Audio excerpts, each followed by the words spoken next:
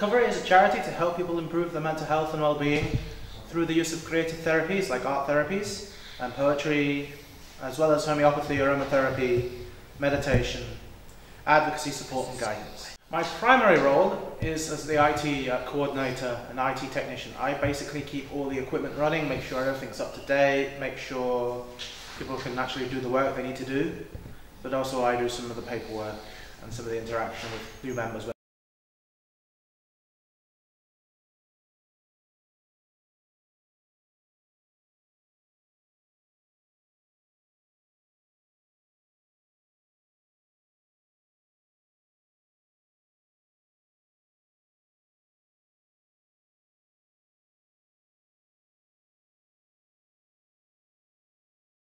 How to heal him, make him feel better. She gave me an introduction about recovery charity and what we do. Okay. She introduced me about everything, and that's how I knew more about mental health. Well, I'm the treasurer, I'm the financial administrator. I deal with the accounts for the charity, like recording receipts, invoices, payments into the cash book, and also dealt with payroll.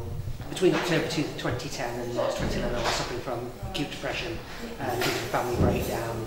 It was about May 2011, I found a flyer in Business Box, which is in Braunston, which is not far from where I live actually, and I thought I'd contact the charity because obviously it deals with issues regarding mental health, which is something I've suffered with in the past. So I met Liz and Joe. They seemed really nice, really, and supporting, really very supportive. We're partaking like like the poetry group, which is once a month. We have like art therapy, group therapy. We also did like that media project and also things we do on a Friday.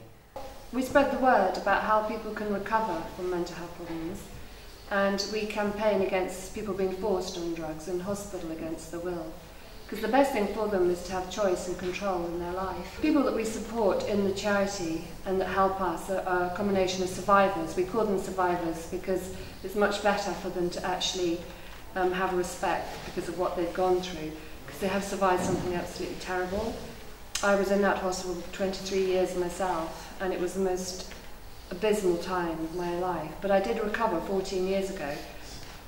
Well, the goals really are to stop compulsion, compulsion being what a lot of people have been through in the past, but being forced on drugs or in hospital against their will. We have survivors and we have volunteers that come in, and they might be carers, or they might be professionals doing some training. We're also looking at getting a centre in Rutland, because particularly in the countryside, surprisingly enough, it can be very challenging for mental health. There's not enough to do. People can get very depressed. But as you have seen before, that when one has come from the hospital suffering from the mental health illness, if you look at the employment forms, they ask you as a criminal record that if you suffered from the mental health illness, or it reminds you of the problems and the tribulations which you've gone past before. So I would think that should be scratched off. It's discriminating you already. What would the interview think about you when he sees that you've suffered from mental health illness before? So that already are discriminated.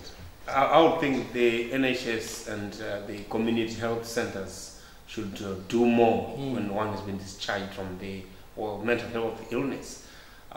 Suppose maybe within the area where you live, how is the society going to be aware that I'm now fit and back on the track and I'm no longer as ill as I was? Yeah. So already if there's no program to be run in terms of that within the community, or maybe that they know that at least I'm back again, I'm well fit, I must be accepted in the society.